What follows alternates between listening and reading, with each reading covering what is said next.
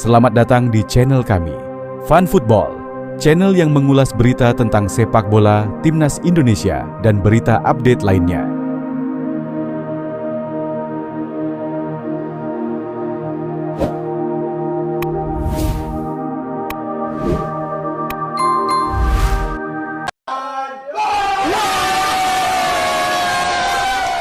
Di tengah kegembiraan para pecinta bola menyaksikan kemenangan Indonesia U23 atas Korea Selatan, ekspresi dingin pengamat sepak bola yang akrab disapa Bung Towel menjadi sorotan.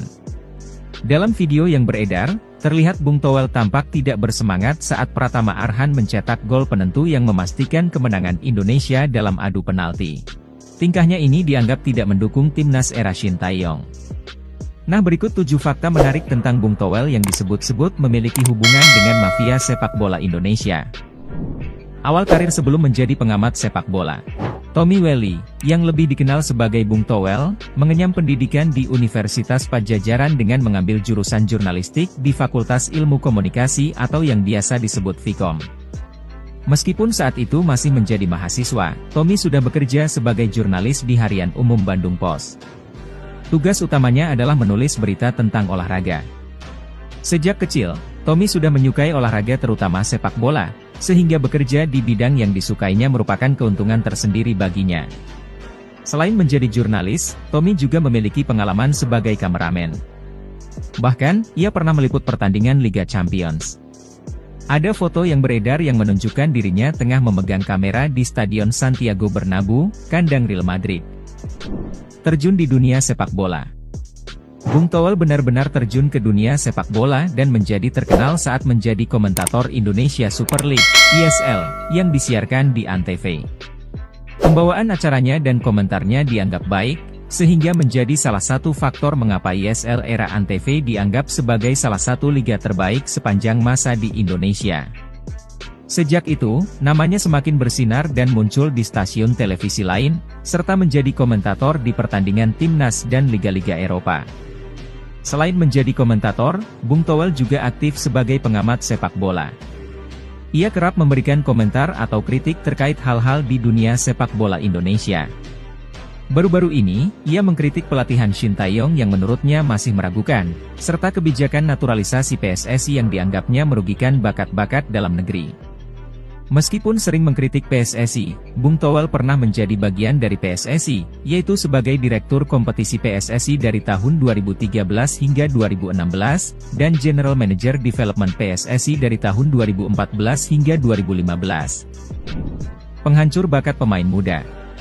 Ketika menjabat sebagai General Manager Football Development PSSI, Bung Towel dan beberapa petinggi PSSI diduga menjadi penyebab gagalnya kerja sama antara PSSI dengan Danone Development Program terkait pengembangan bakat muda Indonesia.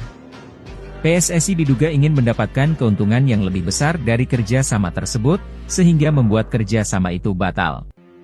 Jika kerja sama tersebut terlaksana, Indonesia akan memiliki bakat-bakat pesepak bola yang berlimpah. Namun, oknum PSSI dan Bung Towel pada saat itu diduga lebih memilih uang daripada kemajuan sepak bola Indonesia. Dalam pengaturan skor, selama periode 2010 hingga 2016, saat Bung Towel masih terlibat dalam PSSI, ia seringkali berhasil memprediksi tim mana yang akan keluar sebagai juara di Liga Indonesia. Yang menarik, prediksinya selalu tepat, menurut beberapa pihak. Hal ini kemudian dikaitkan dengan banyaknya kasus suap-menyuap yang melibatkan pejabat penting PSSI, Exco, serta presiden klub yang bermain di ISL 2010 hingga 2014 dan Torabika Soccer Championship 2016. Selain itu, Bung Towel juga dituduh terlibat dalam pengaturan skor di Liga 2 dan Liga 3. Meskipun potensi terbongkarnya praktik ini lebih rendah dibandingkan Liga 1, namun pada tahun 2013, Gunawan, pelatih Persipur Purwodadi, mengungkapkan bahwa hampir setengah dari klub di divisi utama atau Liga 2 terlibat dalam pengaturan skor. Dalam praktik ini, klub yang terlibat bisa mendapat hingga 400 juta rupiah, sedangkan pemain yang terlibat bisa memperoleh antara 10 juta rupiah hingga 15 juta rupiah. Hingga saat ini, praktik pengaturan skor ini masih belum sepenuhnya terungkap. Sejumlah pertandingan di Liga 1 di pekan-pekan terakhir juga diduga terlibat dalam pengaturan skor. Tangan kanan mafia bola. Selama ini banyak yang tidak mengetahui bahwa Towel merupakan orang kepercayaan tokoh-tokoh yang menjadi dalang di balik merosotnya sepak bola Indonesia. Sebut saja Nurdin Halid, yang merupakan narapidana sekaligus mantan narapidana yang mampu memimpin PSSI dari balik jeruji besi.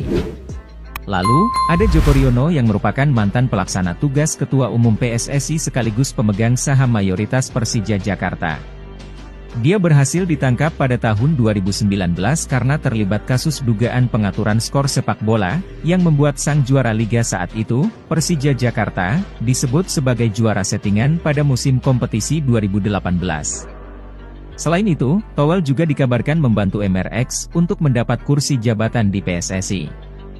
MRX sendiri pada awalnya berhasil menjadikan PSSI sebagai gudang emasnya dengan mengambil beberapa bagian dari denda-denda klub Liga Indonesia yang satu pertandingannya bisa mencapai ratusan juta rupiah. Namun, sejak era Erick Thohir, praktik curang MRX itu perlahan mulai bisa diatasi.